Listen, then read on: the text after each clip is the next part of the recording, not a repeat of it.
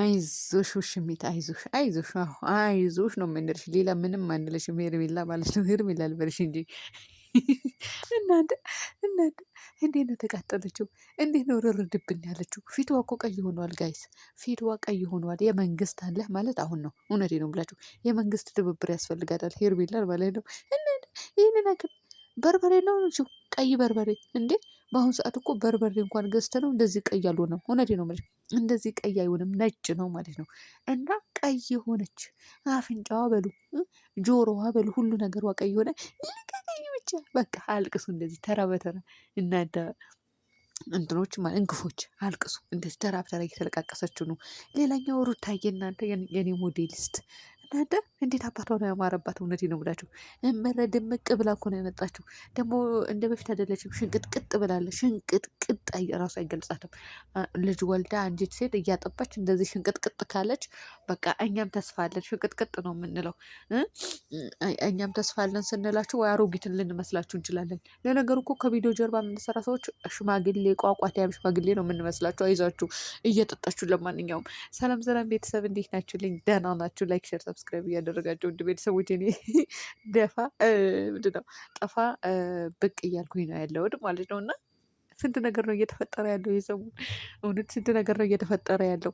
እኔ እንደው ምን ነበረበት እኔ የመጣሁበትን ሀገር ተመልሼ ብሄድ ይሻለኛል። እውነቴ ነው ብላችሁ በብዙ ነገር ይመቸኛል። እዛ ኢትዮጵያ ስገቡ ምንም ነገር አይመቻችሁም እና እዛ በሆን ኖሮ ይሄኔ እንትንል ነበረ በየጊዜው በቪዲዮ መጣ ነበረ ሰራ ነበረ ማለት ነው። እንግዲህ ወደ ገደለው ስገባ ሄርሜላ ያው ባመነችው እየተከዳች ነው። ሄርሜላ መቼም አታምንም። ሄርሜላ መቼም ተስፋ አትቆርጥም። አብርሃም ላይ ሙጭጭ ትላለች።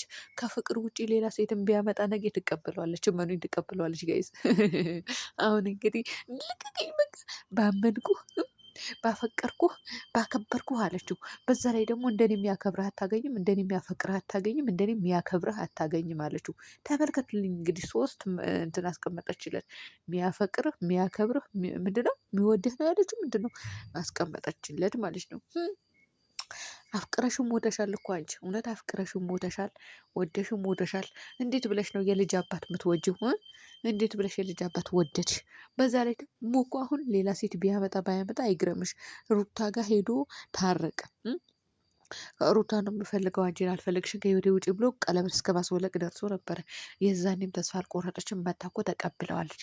አልተውም አልፈልግም አብርሃምን እፈልገዋለሁ ብለሽ እኮ ሙጭጭ ብለሽ ነበር። አሁንም እንግዲህ ያው ድራማችሁ እየቀጠለ ነው። ባይዞ ድራማ መሆንን እየተናገርን ቪዲዮ እንስራ ባካችሁ። ሪፖርት አታድርጉብን። እውነት ነው የምላችሁ እንዴ ግዴታ እኔ ሄርሜላ እድሜ ልካዋ መሳደብ አለብኝ እንዴ? አልሳደብም። ግዴታ ፍቅርን መሳደብ አለብን እንዴ? አልሳደብም። እኔ አሁን ካሁን በኋላ ሄርሜላ ግን ማለት ነው መድኃኒትሽ ነው የተሰጠሽው። እውነቴ ነው የምልሽ። ምክንያቱም ተጋግጠሽ ነበር፣ አብዝተሽው ነበረ። አሁን ግን ያው ልክሽን ትገቢያለሽ ብዬ አስባለሁ። ሴት ልጅ ቆፍጠንና ቆራጥ ስትሆን ነው የሚያምርባት። ቆፍጠን ስትል ልክ እንደ ሩታ ጀንደላቲም እንዴ ሩታ ራሱ የምትለብሰው አለባበስ የሄርሜላ ነው ትላላችሁ። ሩታ የምታሰራው ፀጉር የሄርሜላ ነው ትላላችሁ። ሩታ የምትለብሰው ጫማ የሄርሜላ ነው ትላላችሁ። ሁሉ ነገር ዋ ሄርሜላ ነው። ታዲያ ሰውነቷም የሄርሜላ ሰውነት ልታደርጉት ነው በቀጣይ። እንዳው ተመልካች እኮ ጅላንፎ ነውስ ጋይስ። እውነቴ ነው ብላችሁ ጅላንፎ በቃ ይሄን ነው ተመልካች። የብሬ ነው ብላችሁ ምክንያቱም አሁን ሩታ የሚለብሰው ልብስ የማን ነው? ኧረ የሄርሜላ ልብስ ነው። የሄርሜላ ጫማ ነው። የሄርሜላ ፀጉር ነው። ሁሉ ነገር ሄርሜላ ነው። እሺ በእናንተ አፍ ይሄ መባል ነበረበት፣ መወራት ነበረበት። በእናንተ የሚጠበቅ ነገር ነው። ጅላንፎ ስራ ፈት ካልሆናችሁ በስተቀር እናንተ ኢትዮጵያ ውስጥ ያለ ልብስ ሁሉ ሄርሜላ ነው የምትለብሰው። ስንትና ስንት ሰው ነው የሚለብሰው እንዴ? እኔ የለበስኩትን ልብስ ሌላኛዋ እህቴ መልበስ የለባትም እንዴ? ገዝታ አትለብስም እንዴ በብረዋ?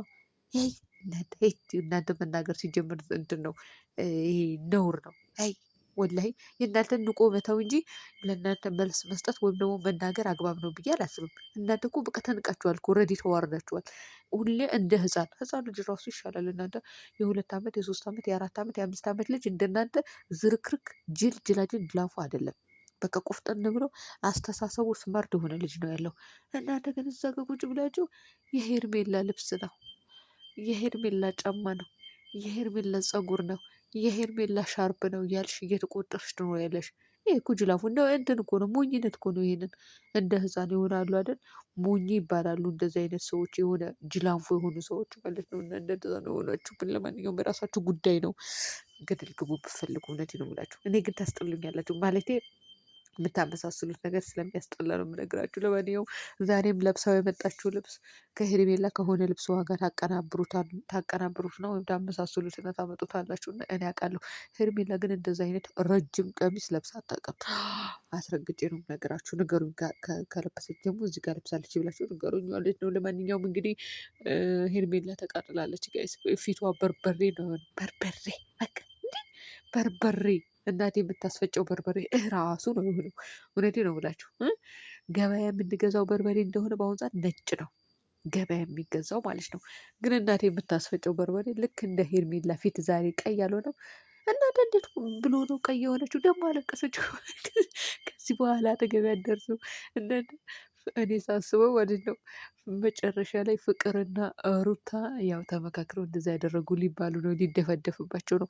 እናንተ ፉአድ ራሱ መጥቶ ነበር ዛሬ ስለ ሁሉም ነገር መልስ ዛሬ ማታ ብሎ ነበረ። ምን ሊለን ነው? ምንድን ነው ሀሳብ የሚሰጠው? ስለ ልጁ ይመስለኛል። ልጁ እየተሰደበችበት ነው ይመስለኛል፣ ቲክቶክ ሰፈር ማለት ነው። ያው የኛ ህዝብ እንደሆነ ልጅ መስደብ ነው፣ ልጅ መዘቅዘቅ ነው የሚፈልገው። ስለዚህ የግል ህይወታችሁ የቤተሰቦቻችሁ ወደ ሚዲያ አታውጡ የምለው በምክንያት ነው። የምሬ ነው የምላችሁ። እንዲህ የምሬ ነው። እነዚህ አይወልዱምም፣ ትዳርም አይዙም፣ አይወልዱምም። እንደዚህ አይነት ሰዎች ለመውለድም ሀሳብ የሌላቸው፣ ትዳር ለመያዝ ሀሳብ የሌላቸው ሰዎች ናቸው ልጅና እናት አባት የሚዘቀዝቁት እዛ ሰፈር። ስለዚህ ልጅ በቃ የፈለገ ነገር ቢመጣባችሁ ልጆቻችሁ ወደ ሚዲያ አታውጡ።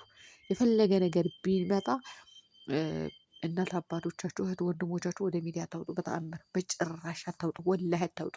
እንዲህ በቃ የሚሳደቡት እኮ የዘቀጠና የወረደ ስድብ ነው እዛ ሰፈር የሚሳደቡት። ልጅ ላይ ነው የሚመጡት። ልጅ እንደው ደግሞ ሴቶች ናቸው በዛ ላይ የሚሳደቡትን። በጣም ነው የምታስጠሉት ወላሂ።